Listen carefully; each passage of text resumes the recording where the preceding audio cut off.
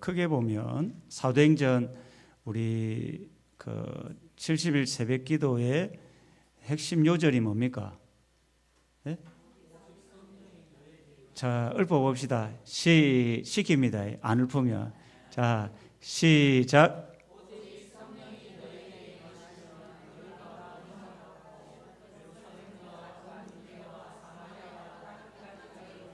내 증인이 되리라. 아멘. 이것은 이제 우리가 사도행전, 우리가 성경을 안다는 것도 참 여러 전체를 아는 것도 중요하지만 성경 한 구절 한 구절을 우리가 암송하는 것도 굉장히 중요합니다. 지난주에 내가 최순옥 집사님 시킨다는데 어제 서울 갔다 와서 정신이 없습니다 지금. 자, 그래서 사도행전 1장 8절 말씀대로 이제 예루살렘과 유대와 사마리아와 땅끝까지 이렇게 사도행전이 구분이 된다는 것을 제가 말씀드리고 싶은 겁니다. 그러니까 사도행전 1장 8절 말씀대로 사도행전이 이렇게 흘러간다는 겁니다. 그래서 1장 8절을 우리가 외워야 사도행전 전체가 이렇게 그림처럼 보일 수 있다. 그리고 사도행전은 이제 지리적으로도 이렇게 세 등분으로 나눈다면, 사람으로 나눈다면 누구와 누구를 나눌 수 있습니까? 베드로와 바울. 물론 그 중간에 바나바도 있고 빌립도 있고 다양한 사람이 있지만 크게 보면 1장부터 12장까지는 베드로가 사역했다는 거고, 또 13장부터 몇 장? 또 헷갈리는 뭐예요. 자, 보세요. 13장부터 몇 장? 28장까지는 누가 사역하고? 바울이 사역. 그러니까 이런 것들을, 큰 그림을 여러분 속에 머리에 이 정도는 좀 두세요. 여기 신학교 갈 거 아니라고 자꾸 그러지 마시고, 우리가 신천지 사람들은 성경을 너무 잘 알아요. 엉뚱하게 아는 게 문제지. 우리는 그래도 성경, 사도행전을 지금 새벽에도 보고 오후 예배도 보는데 이 성경 전체를 한번 머릿속에 넣는 게 중요합니다. 사도행전이 끝나면 이제 사도행전을 볼 기회는 또 없습니다. 이렇게 전체를 볼 기회는. 그래서 1장부터 8장까지 이제 베드로가 중심으로 사역하고 교회의 형성이 되고 확산이 되고, 1장부터 12장까지는 베드로 중심으로 교회가 어떻게 성장하고 확산되는 것을 보여준다면 13장부터 28장까지는 바울이 안디옥 교회를 중심으로 이제 어떻게 선교가 진행되는지, 1장부터 12장까지는 예루살렘 교회의 중심이라면 13장부터는 안디옥 교회 중심으로 세계 선교가 이루어지는, 이렇게 사도행전이 구성이 되어 있습니다. 자, 오늘은 지난주 본 그림하고 좀 다른 그림입니다. 넘겨보세요. 자, 우리가 이제 이 그림을 보는 것은 성경을 한눈으로 좀 이해하려고 제가 나름대로 그린 겁니다. 이게 어디 책에서 본 건 아니고 한번 깊이 있게 하나님이 어떻게 교회를 이끌어가고 교회 가운데 어떤 일이 일어나는가, 사도행전에 나타난 교회의 모습이나 오늘날 교회의 모습이나 같다 다르다, 같다는 겁니다. 왜요? 한 성령 하나님이 역사하기 때문에 같다는 겁니다. 물론 이런 우리 같은 순서지 이런 거 형식적인 건 말고 교회를 세워가는 분은 하나님이시고, 그 하나님이 누구를 통해서, 사람을 통해서 교회를 형성하기 때문에 본질적인 것은 같은데 형태는 다를 수 있다는 겁니다. 그래서 그때나 지금이나 본질적인 부분은 비슷한데, 이제 사도행 2장에 교회가 형성이 되고 이제 파란색 화살표는 교회가 성장하는 겁니다. 이렇게 처음부터 성장하는 거고, 빨간색은 뭘까요? 핍박이죠. 누가 이래 눈치가 백단입니다. 핍박을 했죠 방금 누가. 이게 교회가 이렇게 성장하는 중에 똑같은 강도가 점점 세워지는 것을 봅니다. 처음에는 7장에는 스데반이 순교하죠. 이것도 대대적인 핍박이고, 그 다음에 12장에는 누가 순교합니까? 야고보가 순교하는 거예요. 이렇게 점점 더 교회에 대한 핍박은 심해지고, 또 교회는 점점 더 성장하고, 그러니까 우리가 교회가 성장한다는 것은 동시에 우리 성도들 중에 시험 받는 사람들이 더 늘어날 수가 있다는 것을 우리가 긴장해야 돼. 그래서 70일 새벽기도를 통해서 항상 기도하지 않으면 교회가 성장하는 가운데에 누군가는 고난과 시험이 될 수 있는 아주 요소가 있다는 겁니다. 그래서 여러분이 뭐 해야 됩니까? 기도해야 되는 겁니다. 교회가 성장하는 중에 반드시 어려움과 시험될 만한 일이 있습니다. 그리고 오늘 12장을 보면 1파트를 한번 봅시다. 1파트를 보면 이제 헤롯이라는 참 이게 이제 베드로를 중심으로 12장까지 중심으로 교회가 성장하는 중에 이제 또 이 헤롯을 이 사단이라고 말하기는 좀 조심스럽지만 이 악한 헤롯을 들어서 교회를 핍박한다는 겁니다. 여러분은 의의 도구로 쓰임 받으면 좋겠습니다. 여러분이 하나님이 기뻐하는 의의 도구로 복된 겁니다. 복된 거. 그런데 헤롯은 참 안타깝죠. 그때가 등장하죠. 그때는 언제입니까? 안디옥 교회를 중심으로 교회가 이제 성장할 조짐이 보일 때, 예루살렘은 이제 어느 정도 세계 선교의 막을 이제 약간 저무는 교회라면, 이제 안디옥 교회는 이제 다시 생성하는 신생지죠. 신생교회죠. 이렇게 성장하는. 그래 이제 화석화된 교회가 되면 안 됩니다. 성도도 마찬가지입니다. 날마다 변화되고 달려가고 자기 변화를 위해서 몸부림치는 그런 성도가 되고 교회가 되어야 합니다.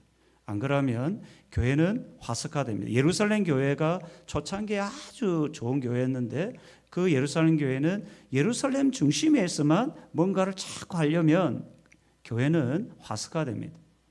그래서 계속 복음을 전하는 교회로 성장해야 됩니다. 안디옥 교회를 중심으로 교회가 부흥할 때 헤롯 왕, 이 헤롯은 성경에 여러 사람이 있습니다. 헤롯 빌립이 있고 헤롯 아그리빠가 있는데 여기는 헤롯 아그리빠입니다.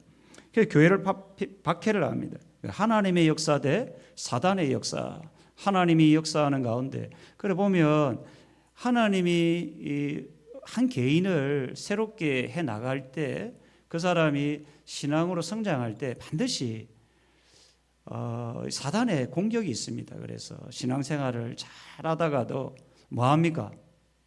시험이 드는 겁니다. 이게 신앙생활 잘하다가도 말 한마디에 막 마음이 상하고 이해를 해야 되는데 뭐합니까? 오해를 해가지고 혼자 시험에 들고 하루 종일 머리 싸매고 그런 사람 있습니다. 여기 말고 있습니까? 집사님 그랬어요? 한 번씩 그런다며. 한 번씩. 이제 우리가 신앙생활 하다 보면 이게 사람이 이해를 해야 되는데 오해를 해서 신앙이 곤두박질하는 사람들이 참 많습니다. 어쨌든 하나님이 지금 베드로를 통해서 사역하는데 베드로 반대편에 사단은 헤롯을 통해서 베드로를 공격하는 겁니다. 그래서 헤롯이 등장합니다. 헤롯이 교회 중에서 몇 사람을 헤아려 합니다. 그래서 이제 교회가 아름답게 성장하다 보니까 막 방해하는 역사도 있는 겁니다. 이게 그래서 교회 신앙생활 잘하는 사람을 박해하기 시작하죠. 왜 그럽니까? 왜 그래요? 왜 박해합니까? 그러니까 이 헤롯은 정통 유대인이 아니거든요. 그래서 유대인들의 환심을 이게 이제 사람의 인정, 그 사람의 칭찬에 이게 목매 있는 사람들은 신앙이 성장할 수가 없습니다. 꼭 사람의 하나님 앞에서 신앙생활하고 하나님 앞에서 기도하고 하나님 앞에서 말씀을 보고 하나님 앞에서 뭔가 신앙의 길을 걸어가야 되는데 자꾸 사람 앞에서 신앙생활 하려고 하다 보면 항상 시험에 듭니다. 이거는 여지없이 이 헤롯이 유대인들의 환심을 얻기 위해 유대인들에게 인정받기 위해서 한 일이 뭐라고요? 핍박을 하는 겁니다. 유대인들이 누구를 싫어합니까? 예수 믿는 사람을 싫어하는 거죠. 우리도 이제 참 이게 안타까운 겁니다. 너무 사람들의 목매이면 안 됩니다. 하나님 앞에서 우리 강대상 앞에 뭡니까 이게? 하나님 앞에서 신앙생활을 해요. 그래서 하나님 앞에서 이제 헤롯은 자꾸 사람들의 이목을 끌려고 공격하죠. 그러다가 누구를 죽입니까? 세베대의 아들 야고보, 12제자 중에 큰 야고보와 세베대의 아들, 또 알페오의 아들 또 야고보가 있죠. 그거하고는 좀 다르죠. 세베대의 아들 야고보를 죽입니다. 참, 그래서 이방인 최초의 순교자가 누굽니까? 스데반이고, 12제자 중에 최초의 순교자는 야고보입니다. 야고보. 그래서 참 12장에 순교자 야고보가 등장합니다. 한 사람의 죽음으로 누가 기뻐합니까? 유대인들이 기뻐하는 거예요. 그래서 이 사람의 죽음을 기뻐할 수 있을까? 이게 인간의 악한 본성입니다. 이게 참 여러분 마음을 잘 다스려야 합니다. 이게 저도 잘 이게 쉽지 않은데 무릇 지킬 만한 것을 지키되 내 마음을 지켜라. 이 마음이요. 예배 중에도 온 마음이 여러분을 붙듭니다. 이게 무시무시하거든요. 그래서 여러분이 신앙생활을 잘한다. 어떤 사람이 잘하는가? 마음이 좋은 밭이 돼야 돼요. 우리 스스로가 이게 되는 것은 아니지만 자꾸 좋은 마음을 갖도록 스스로가 힘을 써야 되는 겁니다. 이게. 자, 그 다음에 여기서 두 번째 넘겨보세요. 이제 헤롯 왕이 베드로도 체포하죠. 야고보도 죽였는데 그 다음에 예루살렘 교회 수장이 누굽니까? 베드로죠. 그 베드로를 체포하는 겁니다. 이제 유대인들이 베드로를 왜 체포했습니까? 예? 말씀을 전하기 위해 못하게 하는 건데 여기 뭐라 했습니까? 유대인들이 야고보의 순교를 기뻐함으로. 그러니까 이런 거죠. 이제 그 야고보를 유대인들이 싫어하는데 그가 죽었으니까 기뻐하잖아요. 그러니까 누구를 또 죽게 세우겠어요? 헤롯을 죽게 세우는 거예요. 잘한다. 그러니까 진짜 잘하는 것처럼 베드로도 죽이려고 이제 감옥에 넣은 거죠. 이 사람이 이렇게 악합니다, 여러분. 사람이 악해지려면요 한도 끝도 없습니다. 만물보다 부패한 것이 인간의 마음이에요. 인간의 마음. 그러니까 여러분 참 이 마음을 다스린다는 복입니다. 이게 복이에요. 여러분 예배 중에 말씀을 듣다가 우리 여러분의 마음이 너무 높아져 있거나 악한 마음이 있거나 이런 게 있다면 회개하는 마음으로 자꾸 다스려 가야 됩니다. 안 그러면 정말 가서는 안 되는 자리까지 가게 됩니다. 이게. 헤롯이 그랬다는 거죠. 여기서 이제 우리가 잠깐 무교절, 유교절 이게 이제 성경에 종종 나오는 단어라서 잠깐 한번 보면 이제 유월절이 있습니다. 유월절이 언제 어떤 날입니까? 네? 출애굽할 때 이제 그 어린 양의 피를 어디다 바릅니까? 문설주에 바르죠. 그래서 패스오버죠. 문설주에 어린 양의 피가 있으면 넘어간다. 그게 유월절이죠. 그러니까 유월절은 1월 14일 저녁이 유월절이라는 거예요. 유월절. 자, 근데 여기 그림을 잠깐 보면 이거는 뭐 여러분이 나중에 예수님의 십자가하고 약간 뭐 관계가 있어서 잠깐 보이면 이제 14일 밤이 유월절이라고요. 네? 밤이 유월절인데 유대인들의 날은 밤부터 하루가 시작됩니다. 그래서 밤부터 그 다음 낮까지 그래 1 맞죠? 1, 2, 3, 4, 5, 6, 7 돼 있죠? 그래서 무교절 기간입니다. 무교절 기간, 이 기간이. 무교절은 일주일이고 그 한 날이 유월절이라는 겁니다. 그런데 이 기간에는 원래 유대인 절기에는 처형을 할 수가 없습니다. 이 베드로가 유월절 기간, 무교절 기간에 잡혔기 때문에 뭐 하지 못합니까? 죽일 수가 없는 겁니다. 그래서 감옥에 갇힌 겁니다. 이해가 되죠? 예, 이런 겁니다. 자, 그 다음 넘어봅시다. 베드로가 이제 감옥에 갇혔을 때 군사 4명이 1조, 우리 군대 가보면 2인 1조예요. 2인 1조 보통 군대에는. 여자분들은 잘 모르죠. 보통 2인 1조, 저도 2인 1조로 갔는데 얘는 4인 1조가 되어서 4계조로 편성해 3시간씩 이제 교대로 근무하는 거죠. 누구를 지키려고요? 베드로. 그러니까 베드로를 옥에서 나가지 못하도록 한 사람이 이게 이 쇠사슬도 묶어놨는데도 철저히 헤롯은 누구를 잡아둔 겁니까? 베드로를 잡아둔 겁니다. 그러니까 이런 성경의 기록은 확실하게 베드로는 빠져나갈 구멍이 없다 하는 것을 보여주는 겁니다. 자, 그렇게 했고 이제 교회는 뭐 하고 있습니까? 베드로는 옥에 갇혔는데 교회는 기도하고 있는 겁니다. 기도만이 살 길이다. 자, 그 다음에 넘어봅시다. 자, 여기서 우리는 유형을 한번 봅시다. 사람의 유형은 다양한데 오늘 세 유형이 나오죠. 한 사람은 헤롯 왕과 같은 유형, 참 악한 사람입니다. 참 이 사람은 권력욕에 사람을 무참히 죽여버리는 악한 사람이죠. 그 인간은 이런 마음들이 있습니다. 인간 안에는 여러분이 없는 것 같아도 인간은 자기의 욕망, 어떤 욕심, 탐욕을 위해서 누군가도 죽일 수 있는 이 죄성이 사람 안에는 있어요. 본성이. 이게 굉장히 무서운 거죠. 그래서 북한 김정은이 권력을 위해서 막 미사일을 쏴버리죠. 한 사람의 자기 고모부를 막 죽여버려요. 무서운 사람이에요. 인간의 그 본성 안에는 그런 게 있습니다. 여러분도 알다시피 최고 인류 대학에 의대에 입학한 청년이 여자를 죽여버리는 올해 작년에 나왔죠. 수능 만점 거의 만점 받은 애가. 그러니까 이게 인간의 이게 본성 안에는 악한 재성이 있다는 겁니다. 그러니까 마음을 잘 다스리지 않으면 어느 순간에 헤롯과 같은 길을 갈 수가 있는 무시무시합니다. 그 다음에는 유대인의 유형이죠. 그러니까 죄 없는 뭡니까? 죄 없는 야고보의 죽음을 보고도 뭐합니까? 기뻐하는 거예요. 그러니까 남이 잘 안 되는 것을 막 마음에 기뻐하는, 이게 인간의 본성 안에는 있다는 거예요. 이게 진리에 대한 무지함.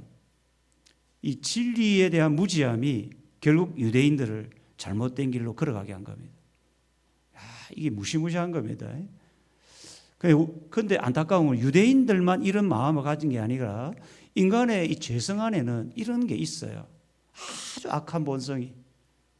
이게 어쩔 수 없는, 그래서 예수 그리스도의 십자가 외에는 해결이 안 되는 인간의 이 죄성이 있다는 거예요. 이게 그 다음에는 누가 있습니까? 야고보와 같은 주님과 복음을 위해 순교할 수 있는 사람. 여러분 어떤 유형의 사람입니까? 1번 헤롯, 2번 유대인, 3번 야고보. 몇 명밖에 없네. 그래서 사실 주와 복음을 위해 순교한다는 것은 쉬운 일이 아닙니다. 여러분 이게 결코 쉬운 일이 아닙니다. 여러분.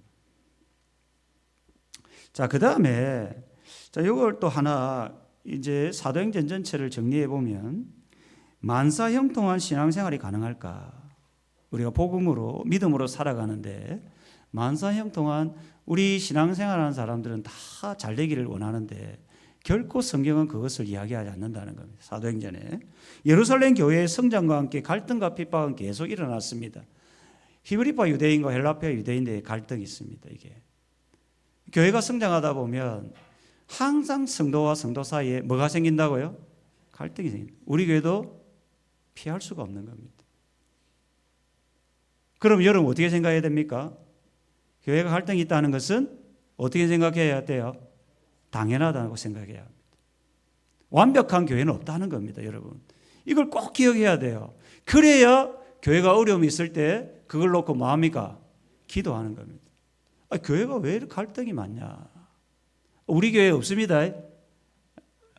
있는 모양. 아직 없죠. 아직 앞으로 있을 것 같죠? 예. 그래 우리 사실 저는 항상 그렇게 생각합니다. 저도 완벽하지 않아요. 여러분과 저가 평안해도 때가 되면 갈등을 할 수가 있다고요. 그래서 그 갈등을 할 때 당연하구나. 기도해야 될 때구나. 이런 생각을 가지고 할 때 교회는 평안하여 든든히 있어가는 거예요. 완벽한 예루살렘 교회는 불같은 성령이 임했지만 그 교회도 이 구제해야 하는 문제, 이 재정 문제, 돈 문제 때문에 갈등이 생긴 겁니다. 마음이 상하는 겁니다.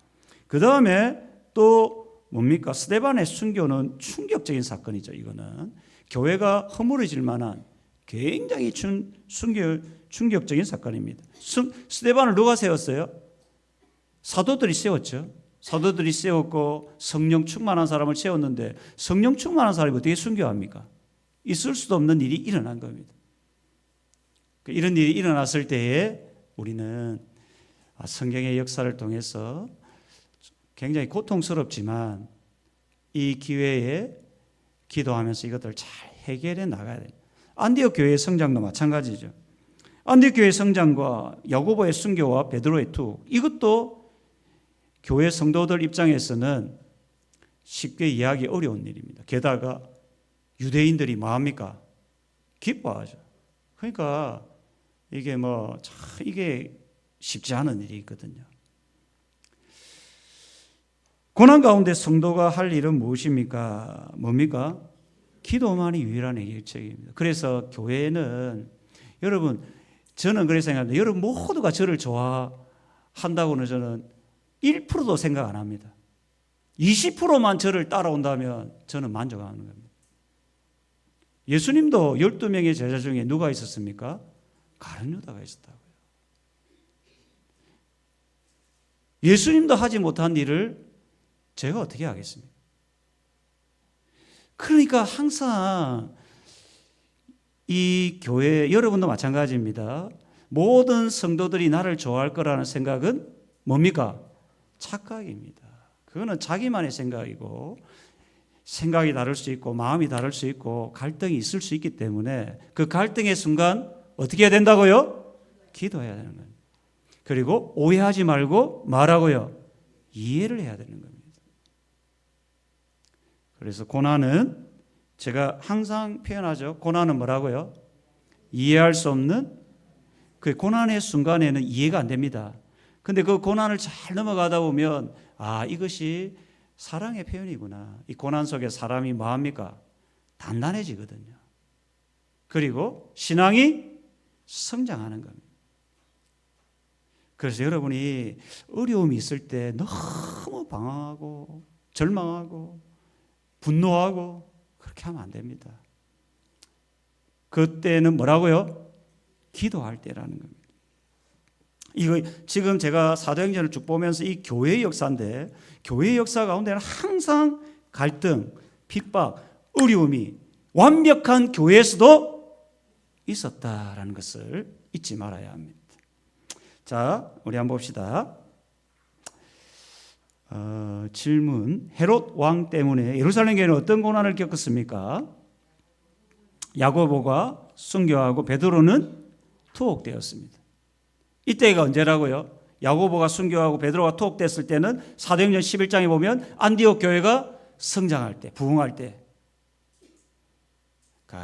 참 그때 교회는 뭐 했습니까? 기도했다는 겁니다. 여러분, 지금은 기도할 때입니다. 여러분, 참 기도 안 하면 누군가는 시험에 듭니다. 누군가는 시험에 듭니다. 그 다음에 1-2번, 하나님께서 하나님 나라와 교회에 고난을 허락하시는 이유는 뭡니까? 교회를 단단하게 세워가는 과정입니다. 여러분, 제 입장에도 마찬가지죠. 저에게 여러분 어떻게 생각합니까? 모든 사람이 저를 좋아하면 제가 어떻게 되겠어요? 교만해집니다. 하나님은 그렇게 하지 않습니다. 반드시 교회 안에는 10명이 모여도 하나님은 한 사람을 통해서 그 목사님을 단단하게 만들어가는 겁니다. 이게 하나님의 역사예요. 물론 뭐 안 그럴 수도 있겠지만 우리가 성경의 역사를 보면 다 그런 겁니다. 교회가 예루살렘 교회 또 안디옥 교회가 아름답게 성장하는 가운데서 계속 어려움. 특별히 누구를 공격합니까? 그 리더를 공격합니다. 리더를. 베드로와 누구요? 야고보를 공격하는 거예요. 그럼 이걸 저에게 예를 든다면 하영 권사님 누구를 공격하겠습니까? 예? 집사님 권사님 공격합니까? 하 권사님 공격 안 합니다. 그래 이제 여러분이 공격한다는 게 아니고 이제 가끔 가다가 제가 완벽하지 않잖아요. 그럴 수 있다고요. 그때마다 우리가 해야 될 일이 뭡니까? 기도해야 되는 겁니다. 기도해야 돼. 그래서 저도 단단해지고 성도님들도 고난 가운데 어떻게 됩니까? 단단해지는 겁니다. 이렇게. 그래서 신앙이 성장하는 겁니다. 나는 고난을 만나면 기도하는 편입니까? 여러분 어떠세요? 최순옥 너무 많이 물어봤다. 김강락 집사님 아멘 했습니다. 자, 여러분 고난 가운데 기도하시면 좋겠고, 자, 그 다음에 한번 봅시다. 이 파트. 하나님 베드로를 건져내시다. 헤롯이 잡아내려고 하는 그날 밤이 언제입니까? 그 전날 밤. 그러니까 이제 하루가 지나면 베드로는 어떻게 됩니까? 죽게 되는 가장 긴장되는 날이죠. 이 날이. 그래서 베드로는 무엇을 하고 있었습니까? 자고 있어요. 여러분 가능할까요? 요즘 현대인들이 겪고 있는 고통 중에 하나가 뭡니까? 불면입니다. 불면. 뭐 여러 가지 이유가 있겠죠. 신경성 불면도 있고 뭐 여러 다양하게 있습니다. 저는 커피만 안 먹으면 머리 딱 대면 잡니다. 하나님이 주신 복입니다. 그런 사람 있죠, 여러분? 아멘. 우리. 그러니까 하나님 그랬다고. 커피만 안 먹으면 돼요. 근데 뭐 사담이지만 저는 휴가 때 커피 먹으면 잠 잘 잡니다. 저녁에 먹어도 잠 잘 자는데 평소에는 안 되더라고요. 그래서 참 베드로는 그래 죽기 전날 밤에도 왜 이랬겠어요? 왜 이렇게 푹 자버렸어요? 자기 생명은 누구에게 있다? 이게 있어야 됩니다. 우리에게. 여러분 내 생명의 주인은 하나. 헤롯이 나를 못 죽인다는 거예요. 이래야 마음이 평안합니다. 우리가 돈이 없어서 죽는 게 아니라고요. 질병이 걸려서 죽는 것도 아니고 하나님께서 나를 데려간다는 겁니다. 이게 놀라운 거죠. 그 질병이 걸려서 죽을 사람도 하나님이 역사하면 살아나는 거예요. 제가 많이 봤거든요. 돈이 없어 죽는 것도 아니고 질병이 걸려서 죽는 것도 아니고 하나님이 불러야 우리가 생이 끝나는 겁니다. 믿습니까? 그래 되는 겁니다. 그래 베드로는 이걸 알았기 때문에 자는 거예요. 숙면을 취하는 거예요. 그래서 그때 어떤 일이 일어납니까? 주의 사자를 보내죠. 하나님은 반드시 당신의 종들을 도우십니다. 어떤 방법으로든. 그때 숙면을 취했다는 걸 어떻게 알 수 있습니까? 베드로의 흔드니까 안 일어나니까 옆에 옆구리 한번 찔러 보세요. 자고 있는 사람 벌떡 일어나죠. 그런 겁니다. 깊은 숙면을 취했다라는 겁니다. 그래서 신을 신고 겉옷을 입고 따라오라. 그래서 천사가 떠납니다. 그 다음 봅시다. 이 장면이 참 우리가 한번 깊이 새벽 기도에는 이것을 이야기 깊이 못했는데 여기 11절에 보면 이제야 참으로, 그러니까 하나님의 구원을 이제 모든 게 끝난 뒤에야 베드로가 깨달았다는 겁니다. 이게 놀라운 거죠. 이게 놀라운 거예요. 하나님은 지금 이 천사를 보내어서 헤롯의 손에서 건져주시는 겁니다. 그리고 이 자신의 죽음을 이제 기대하는 유대인들의 그 기대를 하나님 벗어나게 하죠. 그래서 나옵니다. 그런데 옥에서 나오는 데까지는 베드로가 깨달았다 못 깨달았다? 못 깨달았다. 하나님은 굉장히 보이지 않는 손으로 우리를 도우십니다. 여러분 지금 예배 중에도 우리가 직장 생활 중에도 공부 중에도 우리가 운전하는 중에도 이런 겁니다. 신앙생활 우리가 철봉을 많이 하면 손에 뭐가 박힙니까? 굳은 살이 박히죠. 그러면 바늘로 찔러도 모르죠.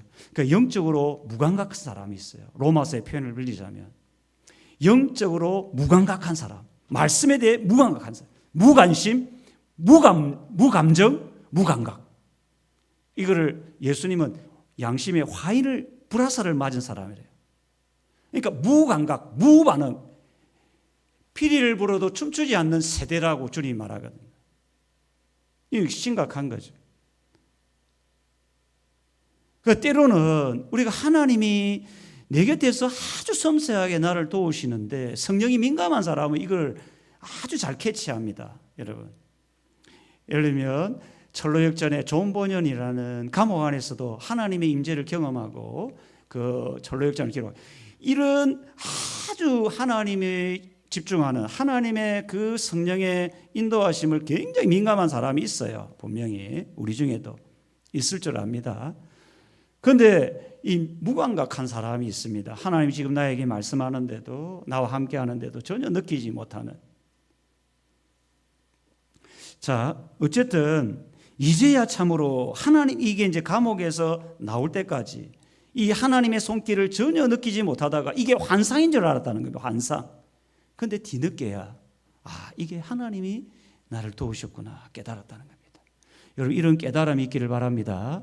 하나님은요, 여러분이 영안을 열면 보입니다. 사실 뭐 이게 희한한 이야기일 수도 있는데 하나님이 실제 살아계신다고요. 죽은 하나님이 아니라고요. 어떤 방법으로든 하나님이 살아계심을 여러분 각자에게 보여주십니다. 그런데 이게 마치 하나님이 없는 것처럼 느끼지 못하고 살아가는 사람이 있다는 거예요. 그러니까 뭐합니까? 마음대로 살죠. 마음대로 죄짓죠. 무감각, 변화가 없죠. 그런데 어떤 사람은 이 조그만한 죄가 자기 마음에 들어와도 뭐 하지 못합니까? 견디지를 못합니다. 아주 이 성령에 민감한 사람들, 죄 근처에도 가지 못하는 사람들이 있습니다. 하나님이 기뻐하지 않는 일이라면 근처도 안 가는 아주 그런 사람이 있습니다. 말하는 것도, 말도 정말 하나님이 두려워서 말도 함부로 하지 않는 그런 사람이 있습니다. 그 베드로가 정말 이 하나님의 인도하심을 깨닫죠. 그래, 우리 하나님의 인도하심을 경험한 사례를 여러분도 자꾸 생각하시면 좋겠습니다. 하나님이 내 인생을 어떻게 인도하셨는가. 전혀 그 순간만큼은 베드로처럼 그 순간, 고통의 순간은 내가 감옥 같은 현실 속에서는 내가 느끼지를 못했는데 어느 순간에 베드로처럼 그 감옥에서 나왔어야 이것이 하나님이 나를 인도하셨구나. 이걸 깨닫는 거죠. 그것도 은혜입니다. 은혜. 이걸 깨닫는 거죠.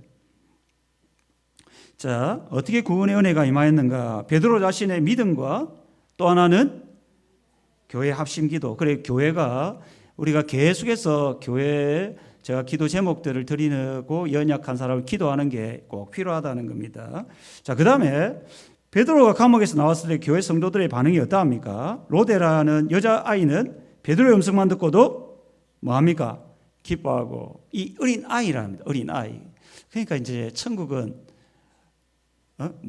어떤 누구의 것이랍니까? 어린아이. 왜 그렇습니까? 어린아이는 보고 믿거든요. 근데 어른이 되면 뭐가 많아집니까? 잘 아시네. 그러니까 자기 생각대로 살아버리는 거예요.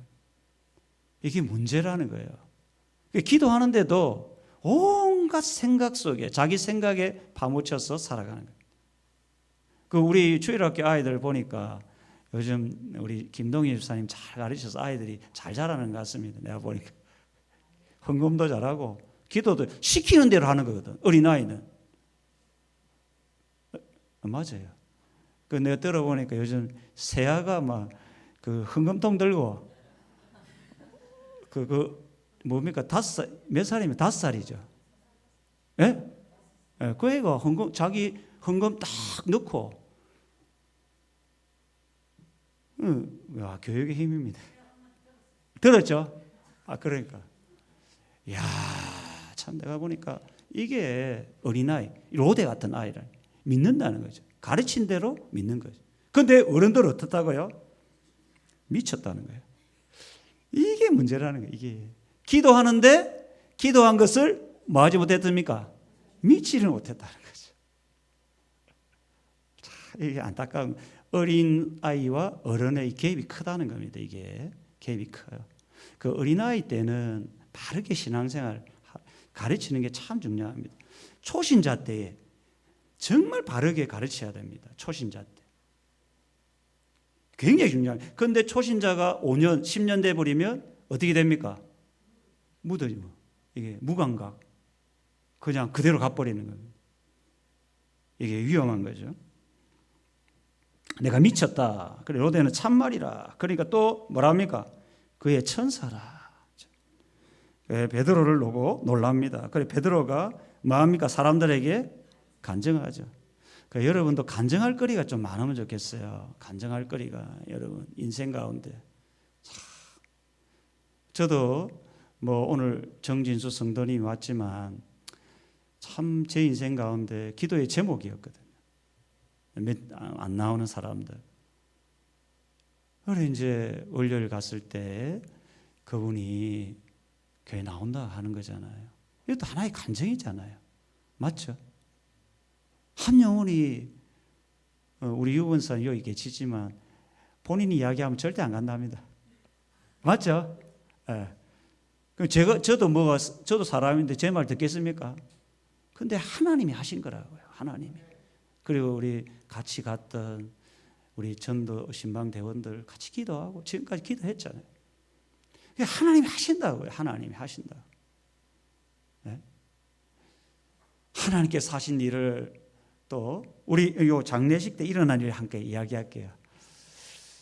우리가 이제 저는 장례식 분에 이제 우리 노한근 장로님 갈 때 온갖 생각이 듭니다. 몇 명이 갈까? 걱정이 되는 거예요. 차 2대를 이제 운행을 하면 운전할 사람이 걱정이 되는 거죠. 누가 운전 또 해야 되나? 그리고 2대 먼 거리를 가니까 왔다 갔다 힘들잖아요. 근데요, 차 한 대로 갈 사람이 딱 왔던 거예요. 맞죠? 또 그날이 누구였냐면 홍봉기 집사님 생일이요, 생일. 생일이라고 우리 남혜정 집사님 뜻까지 준비해가지고. 그래 저는 아침 부랴부랴 막 전화하고 막 이래야 돼. 간식 준비한다. 머리는 뭐 물도 사야 되고 지금 가을반이 태산인데 지금 물도 사러 가야 되고 간식도 이게 뭐 이래 막 우리 노예 연락하고 시체에 연락하고 막 온데 연락해야 되거든요. 뭐 정신이 또 어디 보면 연락 오고 막 그러니까. 그래 놓쳐버려 시간을. 간식도 없죠, 물도 없죠, 막 이래 당하고 있는데 준비해 놨더라고요. 누가 했습니까? 아니 그래 뭐 누가 했죠. 그래 내가 돌아보니까 야 진짜 나는 못합니다.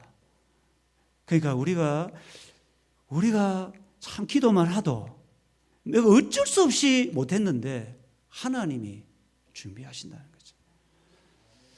저는 우리 인생 가운데 저는 여러분들 저는 이런 일들이 하나님은 늘 이런 일을 우리 가운데 행하십니다. 저는 생각합니다. 하나님이 우리가 할 수 있는 못하잖아요. 시간이 없을 때. 그럼 누가 합니까? 하나님이 하신다고요. 그래 그걸 믿는 거죠. 그걸 믿는 거죠. 여러분들도 우리가 베드로가 옥에 갇혀 있을 때 사람을 할 수 없잖아요. 누가 합니까? 하나님이 하죠. 그래서 이런 하나님을 믿기를 바라시고 우리 중보기도의 힘을 보면 아브라함의 중보기도로 롯이 어떻게 합니까? 이제 그 멸망하는 성중에서 하나님 구원하시죠. 아브라함의 기도를 들으시고 또 모세의 기도를 들으시고 이 32장은 이제 뭡니까? 이스라엘 백성들이 금송아지 사건으로 하나님이 다 진멸을 하려 하는데 그때 모세가 기도하죠. 얼마나 기도합니까? 원하건대 주께서 기록한 책에서 내 이름을, 그만큼 모세는 자기 백성들을 사랑했습니다. 그런데 자기 백성들은 뭐합니까? 모세에게 돌을 던지잖아요. 이게 참. 자, 중보기도는 하나님의 뭐를 움직이는 원동력이다. 뭐겠어요? 아니, 그 마음도 맞고 제가 원하는 건 뭐겠어요? 예? 와, 이 앞에 앉으니까 100점입니다. 그래, 우리가 이 손으로 일을 하잖아요. 그러니까 우리가 손으로 할 수 없는 일을 기도하다 보면 하나님이 하신다고요. 저는 우리 교회를 섬길 때마다 참 그걸 많이 느낍니다. 제가 할 수 없는 일을 하나님이 이렇게 하는, 여러분들 이런 경험을 좀 많이 하시면 좋겠고, 나는 중보기도의 능력을 믿고 있습니까? 로데라는 여자의 믿음, 참 음성만 듣고도 하나님의 응답을 믿는 이 여자 로데. 근데 사람들은 하나님을, 성경을 알고 하나님도 알고 기도를 했지만 그 기도의 능력을 믿지 못한 사람들. 자, 이게 이제 어른들이 믿음이 좋을 것 같아요? 어린아이가 믿음이 좋을 것 같아요? 미안합니다. 이 질문이 좀 한데, 제가 중고등부 지도를 해보고 또 청년부 지도를 보면 중고등부 때가 돕기 좋고 초등부가 더 돕기 좋고 청년부가 그 다음에 좋고, 이제 1청년부 제가 3청년부를 해봤어요. 3청년부는 누구냐면 35세부터 이제 결혼하는, 그러니까 1청년들은 대학생이에요. 2청년들은 직장생활, 3청년들은 노처녀, 노총각. 1청년, 2청년, 3청년 내가 다 해봤거든요. 가장 힘든 부서가 어딜까요? 예? 어떻게 알았습니까? 3청년들은 뭐라는 줄 압니까? 다 해봤다요. 1청년들은 어디 가자 하면 와 이랍니다. 2청년들은 3청년들은 가봤어요. 제가 다 해봐서 알아요. 그러니까 이게 우리가 이제 신앙생활이라는 게 그런 겁니다. 아는 것과 믿는 것은 다르다는 겁니다. 알아도 믿음이 자라지 않는 사람이 있고, 좀 성경을 좀 몰라도 잘 믿는 사람이 있습니다. 여기 좀 있어요. 요즘 우리 어린아이들 보니까 예배 태도가 탁 잡혔고 참 감사해요. 나는 어떤 유형의 사람입니까? 우산을 준비한 어린 소녀의 믿음은 책에서 본 내용인데, 한 농촌에 가뭄이 심해서 이 교회에서 하루를 정해서 기도하자고 모인 겁니다. 그런데 뭘 위해 기도하겠어요? 비 오기를 기도했어요. 근데 기도했어요. 기도하고 진짜 기도한 그날 비가 내렸어요. 그런데 사람들은 뭘 준비 안 했을까요? 그래요, 우산. 누구만 준비했다고요? 이 소녀만 준비했다. 이런 이게 이제 지어낸 이야기인지 실제인지는 잘 모르겠습니다. 실제 그럴 수가 있다는 겁니다. 성도님 여러분, 우리가 아는 것과 믿는 것은 다릅니다. 그래서 아는 만큼 물론 믿음으로 나아가는 게 자연스러운 현상인데, 여러분 오늘 우리가 공부를 하더라도 이 아는 것이 믿음으로 이어지기를 바랍니다.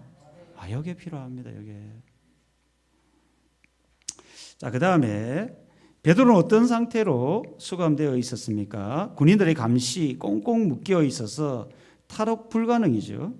그때 누구의 도움으로 위기에서 벗어납니까? 천사의 도움으로, 하나님께서 보내신 천사의 도움으로 예상치 못한 방법으로 위기와 고난을 벗어난 적이 있다면 나눠봅시다. 정말 하나님은 지금도 우리를 도우십니다. 반드시 도우십니다. 주위의 위기에 처한 교회나 하나님 나라 백성을 알고 있다면 소개하고 함께 기도해 봅시다. 참 이런 간증들이 저에게도 참 많습니다.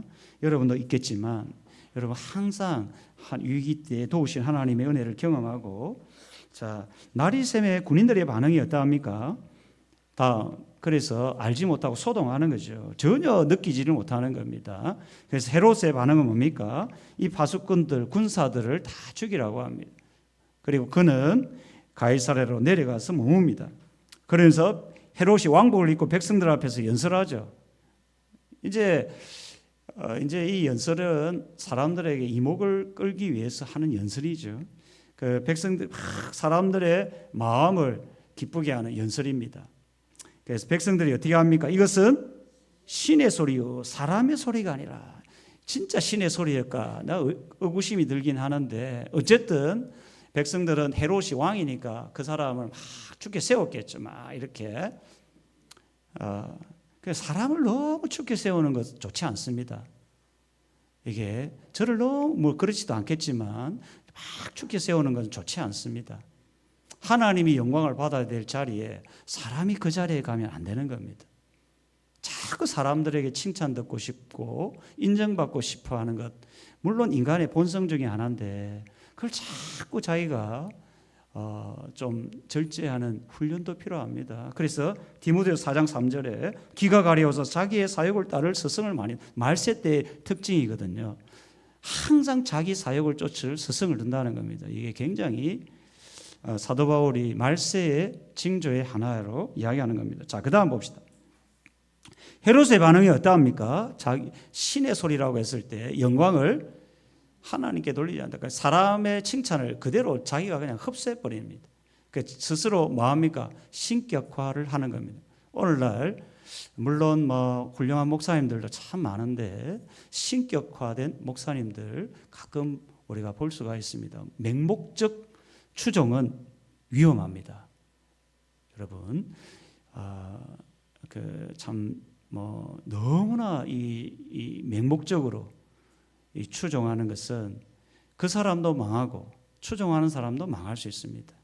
잘 분별해서 제가 누구누구다라고 말하기가 조심스럽지만 참 말씀에 근거해서 잘 분별해서 여러분 하면 좋겠습니다. 하나님께서 어떻게 합니까? 이 사람을 벌레에 먹여 죽입니다.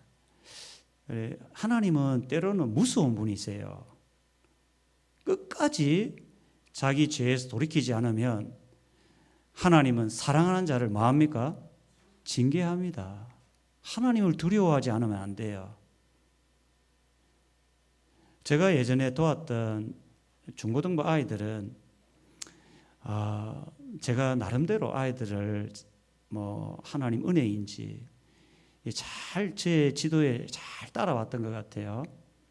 그래서 이 아이들이 어느 순간에 보면 하나님을 두려워하는 아이들이 되더라고요.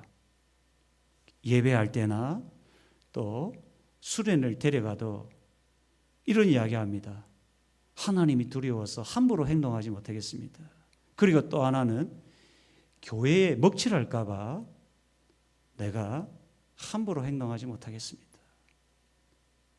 그 아이들이 지금 어떤 아이는 전도사가 지금 그렇게 돼 있다고 10년, 20년 지나서 자기 전화가 왔더라고요. 그러니까 정말 중요한 거 신앙생활할 때 두려움이 있어야 합니다. 헤롯이 하나님의 영광을 취해서 그 헤롯을 하나님이 때가 되니까 끝장을 내버리죠. 하나님을 두려워하는, 하나님은 끝까지 우리를 사랑하시는 분이지만 때때로 징계하시고 채찍을 드시는 분도 우리 하나님이십니다. 그리고 하나님의 교회는 어떻게 됩니까? 하나님의 말씀은 흥왕하여 더하더라. 그래서 하나님은 악인을 심판하시고, 그 예전에 이제 부산의 사직동 교회가 건축이 될 때 그 주변 사람들이 굉장히 이제 막 시위를 했어요. 특별히 한 사람이 너무 악하게 시위를 하는 거예요. 이런 일이 없어야 되는데 하나님이 그 사람을 처리하시더라고요. 그러니까 우리 이제 제 아는 지금은 제 동기 목사님 교회 이야기인데 이분도 이제 교회를 개척했습니다. 강도사 때 개척했어요. 그래 강도사 때 개척을 하고 사모님이 개척하니까 사모님이 이분은 45세 거의 50세쯤에 개척을 했는데 이제 조그만한 게 강도사님하고 사모님이 쓸고 있는데 막 청소를 하고 있어요. 토요일 날. 그러니까 이제 장로님 인근에 있는 장로님이 핀잔을 줬는 모양이에요. 사모님한테. 예? 작은 교회 막 이래 좀 얕잡아 보고 기분 나쁜 이야기를 한 거예요. 그래 이제 목사님도 속이 상하고 강도사님이죠 그때는 사모님도 속이 상한 거예요. 그 말을 어떻게 하겠습니까? 하나마다 막 소가리를 하고 그래 하나님께 기도한 거죠. 그런데 어떤 일이 일어났냐면 하나님이 그 장로님을 어떻게 또 이렇게 만져주시는가 봐요. 그 장로님 전화가 온 거예요. 뭐라고 전화가 왔겠어요? 제발 좀 신방 좀 와달라는 거예요. 그래가지고 이 강도사님이 갔더니 내가 함부로 말을 한 것 같다고 나를 위해 기도해 달라고 그래가지고 이렇게 이제 회복이 되고 참 이제 우리가 속상할 일이 있죠. 물론 이거 극단적인 이야기지만 우리가 신앙생활을 하면서 악한 사람들에게 어려움을 겪을 때 있죠.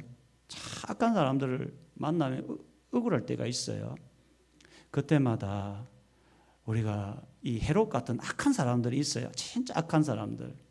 그때 하나님이 악인을 심판하시고 교회를 보호하시고 승리케 하신다는 이기에 대한 믿음이 있어야 합니다. 여러분 이기에 대한 여러분 분명한 믿음을 가지고 너무 슬퍼할 필요도 없고 너무 낙심할 필요도 없고 이런 순간순간에 하나님을 믿고 여러분 잘 해결해 나가시길 바랍니다. 이런 게 여러분 있죠? 그런 경우 있죠? 자, 우리가 마지막으로 성도가 꼭 가져야 할 신앙의 덕목 중에 하나가 겸손입니다. 겸손. 헤롯이 하지 못한 세 가지가 있으면 화목을 하지 못합니다. 그리고 겸손한 사람은 화목하게 합니다. 겸손은 물과 같다. 그래서 겸손한 사람은 어디든 잘 섞입니다. 스며들고 잘 흐릅니다. 돌이 있으면 물은 어떻게 합니까? 흘러가죠. 돌아서. 이게 겸손이거든요. 겸손한 사람은 화목하게 한다. 또 겸손한 사람은 영광을 하나님께 돌린다. 그 다음에 겸손한 사람은 동력하는 사람이다. 그러니까 여러분 교회 안에서 내가 참 사람들하고 잘 동력이 안 된다. 그러면 한번 내 마음이 너무 높아져 있는 것이 아닌가 또 생각을 해봐야 합니다. 그래서 다윗과 요나단의 동력, 바울과 바나바의 동력, 예수님과 제자들의 동력. 참 저는 우리 직분자들을 잘 만난 것 같습니다. 사실 교회 6년간 섬기면 갈등이 있을 수 있거든요.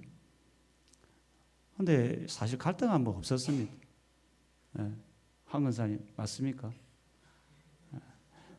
앞에 앉아서 물어봤어요. 제가 말하면 여러분이 실제 그랬습니다. 큰 갈등 없이 다 겸손하게 같이 교회를 섬기는 겁니다. 제가 목에 힘을 주고 하면 동력이 안 되는 겁니다. 서로 겸손하게 내가 다 옳은 것도 아니고 상대방이 다 옳은 것도 아니고 좀 겸손하게 낮추어서 또 서로가 안 맞으면 때를 기다리는 거죠. 1년이고 2년이고 기다렸다가 그때 하나님의 때가 되면 또 하고 진리의 문제가 아니 우리가 진리에 대해서는 분명해야죠. 진리다 이러면 진리 앞에서는 우리가 양보하지 않습니다. 근데 진리가 아닌 것은 기다리고 인내하고 그래야 동력이 되는 겁니다. 이게 우리 성도가 가져야 될 덕목 중에 하나가 이 겸손. 자, 마지막 하나 우리 한번 보면 뭡니까? 헤롯이 연설을 시작할 때 백성은 어떻게 반응했습니까? 추앙했죠. 신격화했습니다. 헤롯의 말로는 어땠습니까? 말로는 비참하게 생을 마감하죠. 자, 3-2 하나님과 하나님 나라를 대적한 약한 자나 세력이 무너진 경우를 알고 있다면 나눠봅시다. 여러분, 교회의 역사 동안 교회와 성도들을 괴롭힌 악인들 대부분이 멸망했습니다. 아수르나 바벨론이나 지금 흔적도 없을 정도로, 또 뭐 히틀러나 또 스탈린이나 또 이런 말로가 굉장히 안 좋습니다. 여러분들 하나님을 믿는다면 헤롯처럼 악한 길을 걸어가서는 안 됩니다. 하나님의 때를 기다리고 기도하면서 잘 신앙의 길을 걸어가는 게 중요하다는 겁니다. 헤롯의 죽음을 들은 예루살렘 교회는 어떤 마음이었을까? 가장 괴롭히던 악의 추, 이 헤롯의 죽음은 예루살렘 교회의 큰 위로가 되었다라는 생각이 듭니다. 성도님 여러분 곁에 혹여나 악인들이 있다면 너무 힘든 거지만 너무 낙심하지 마시고 하나님이 때가 되면 악인을 처리하신다 생각을 가지고 여러분 잘 이겨내시기를 바랍니다. 아멘. 자, 우리 찬양하고 잠깐 기도하는 시간을 갖겠습니다.